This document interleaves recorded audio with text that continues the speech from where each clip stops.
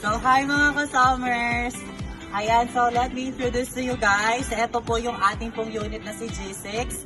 6-seater na tayo dito, naka 2,000 watts and ang ating battery po ay 60 volts and 38 and pwede natin pong i-upgrade up to 45 ampere.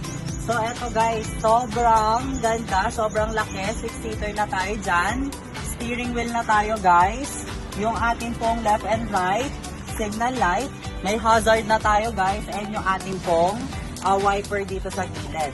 Digital panel na din, accelerator pedal and yung foot brake. So ito po yung ating pong high, medium and low. Sa bilis, ito po yung ating light and yung ating pong drive and reverse. And ito guys, of course, yung ating pong unit, meron na po tayong safety handle, roof rack guys, and meron na tayong extra spare tire. Ayan, so 6-seaters tayo, madami tayong compartment guys. Ito po, compartment yung nasa likuran, compartment po yung nasa harapan, and yung dito po is compartment for our batteries. Ayan guys, ang ating gulong sobrang kapal. Ayan po, tubeless tire na tayo dyan. Ayan po, meron tayong crown light. Ayan po ang features ng ating G6. So ayan guys, testing tayo, test drive tayo sa ating unit.